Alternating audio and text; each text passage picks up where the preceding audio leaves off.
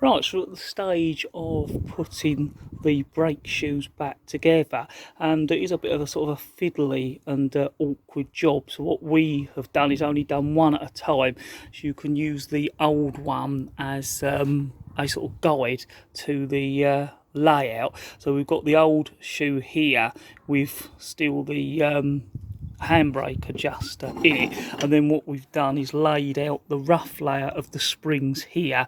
We're going to remove this handbrake adjuster out and give it a clean, and what we've also done is we've, like before, got this brake shoe on the opposite side now assembled, so as we take this to bits you've still got some sort of guide, but you have to bear in mind that the other side is almost in reverse order, which can make it confusing again, but it's still a good guide. Of course, we've checked with the manual that this layout is right, and it is making it easier having the new springs as well. So hopefully we're going to take you through that guide of reassembling them. So yeah, I think it's one of those jobs that even though you've done them a few times, if you're not doing them regularly, you kind of forget. And I think the only way you'd really get good at it is if you were doing them on a daily basis. So even if you've done them before, well, you find you still need to sort of lay them out and do them one at a time, and it really does help having that guide to look at. And even then, sometimes you lay the springs out and realise they're just not going in right, and you look at them and realise they're sitting wrong within it. So we've now got this one done, and what we're going to do now is go on and do the other side, which hopefully will be a little bit easier as we've done it fairly recently. So the first thing to do now, we've got the springs laid out in the right sort of order and right, because as you can see, for instance, this spring here, the ends are different, so it is important which way it goes round. And the same with this one, you've got a small sprung area and a big sprung area, and they need to be the same around. As you can see there, hopefully these three springs are roughly mirroring this shoe. So now it's a case of taking this one to bits, getting that adjuster cleaned, and then putting it in here. And that's another thing, the way this adjuster fits in, it's one of those things, if you don't get it right it won't go in, and once you've got it right it just slots in to this shoe.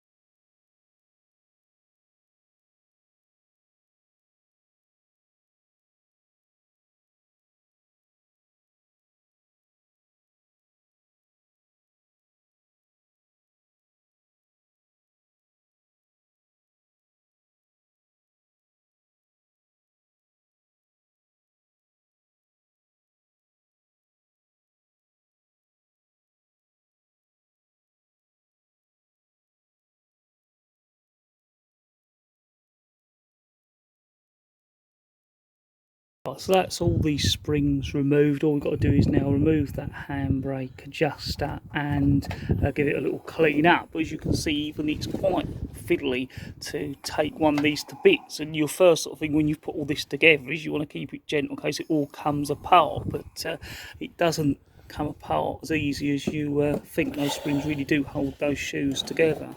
Right, so we've had to come inside to the vice, because what we found on this shoe, unlike the other shoe, is that the handbrake adjuster is seized, which again could be all part of some of the problems we were having with the brakes. And to get this out, it should be fairly easy, but underneath you've got like the little snail part of the adjuster, and basically that sort of judders round and adjusts the brakes over the life of the brakes, and that needs to be free moving to do that, but it also needs to be free moving to get this handbrake adjuster out. So what we've done is sprayed some WD on here. You can see this is a little sliding part of that snail, and that's how it will sort of jerk back, move a bit and go back into the teeth at the new adjustment. So we're just going to let that WD soak in. Hopefully we can get it unseized, and that'll then allow us to get that out. Right, so what we're going to do now is use a punch and just knock it down. Yeah, hopefully you can see it's not a lot of movement, but it's moved down and freed up. So we reckon that was another part of the problem. One side was adjusting whilst the other side wasn't. So now that's moving about. Yeah, hopefully you can see, yeah, that's levers moving up and down now. That will come out nice and easy, and we can clean it up and make sure it can't seize, or is less likely to seize next time.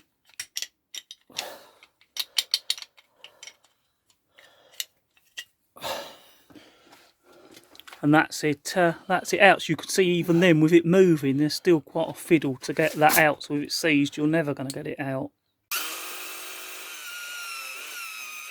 Right, so we've got the handbrake adjuster all nice and clean. I just thought I'd show you it here because you can perhaps see a little bit more now the movement in it as the snail goes up to adjust, and how it can now slide backwards and forwards, and bit of a job to explain, but it more or less links into this stationary wheel, and they've both got teeth in, so you need to make sure those teeth aren't damaged. And then as the brakes slowly wear down, this gets jumped up, or this snail moves along slowly adjusting the brakes, and the little spring keeps it locked into that wheel. Once the adjustment's there, it'll be this way up as we're assembling it, and you can see now that sliding mechanism there, and that's what had jammed and stopped us from getting this out, because you really need to be able to wiggle this adjuster about to get it out of the old shoe, and also to get it into the new shoe, and then set the zero adjustment position on these brakes when you're putting it all back. So I'll just like give you a far better look at this from where we were trying to get it out. Right, so before we put it back, we're just going to put a little bit of lubricating brake grease on that, and hopefully that will stop it seizing up so quick. But with anything, eventually there's a possibility they can seize up, and that's why you have to keep a checking it. But again, it's now building up a little bit more of a picture as to why the brakes didn't come up to efficiency, because we found that perhaps the material was getting hard and getting old. Maybe that piston was starting to leak slightly, but with this adjuster seized as well, it's all building that picture up. So at least we're getting more of a definite answer there. That's it all lubricated. Now it's going to be a case of getting it into the shoe. So again, this is a bit of a fiddly job, but it's one of those things, if you get it just right and that little snail just right, it then slides in and works. And if you're struggling, you've probably got it in the wrong position. But it's one of those things, a bit like a puzzle, you've got to fiddle about and suddenly it will go in.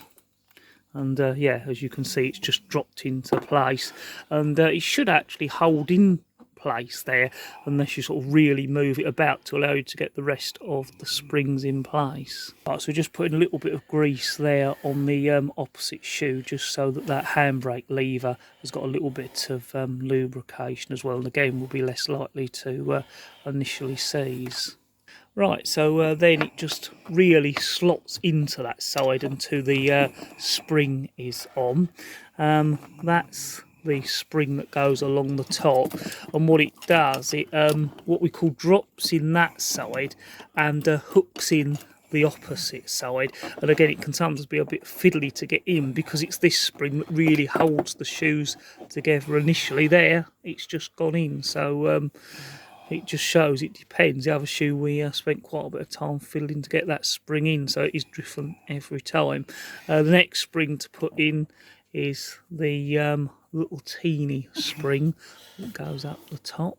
Yeah, so with this one, a job to show you, it hooks in there and then drops into that one. You can see there's a little kink there, so you literally have to just tap it down and it'll drop down into that hole.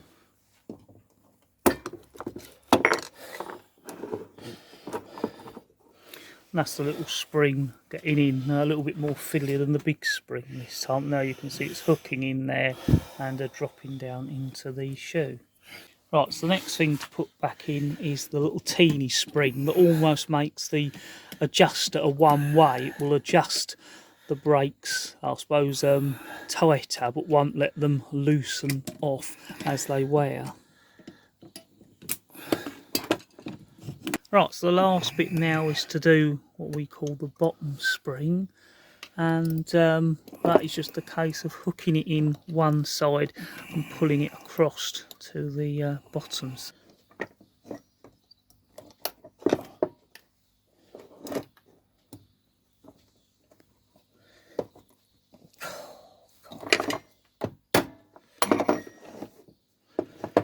that is it all together, and provided you're fairly careful, it should all stay together, so you can then put it on the car. So we've got the top spring here, and it's more or less pushed down in this side and hooked down on the lever side.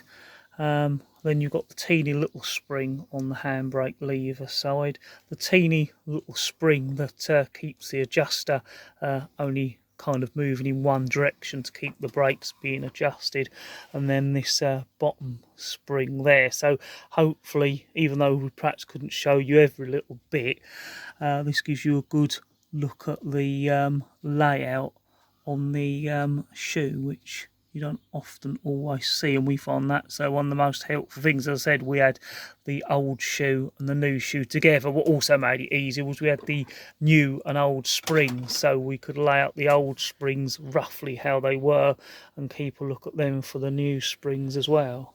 Right, so the last thing to do before we put the shoes back on the car is just to get the adjuster in the 0 position. I mean, the brakes are at their loosest, I suppose, and what we found works is to just push the little pin that's in the sliding position of the snail, so it loses tension, and you can just pull it, or sometimes it'll even spring all the way along into the 0 position. 0 position. And hopefully, yeah, you can see it there. It's run out of teeth, and then as it adjusts, that wheel will come up this way, pushing the shoes out. So it's in the sort of smallest position. The shoes will be in the loosest, ready to fit them, and then we will sort out the adjustment from there once they're on. So now it's time to put them on the car. Hopefully it's been of use to you. As always, they're not really a how-to video, but more visual reference. So if you're doing the job, it just gives you a visual reference ahead, or maybe you're just interested in how all this comes to part and how it kind of works. As always, thank you very much for watching. Don't forget to look at some of the other videos we do. Like the video if you liked it, and of course you can always visit our Instagram and Twitter page, and links are on the main page of this YouTube channel. As always, thank you very much for watching.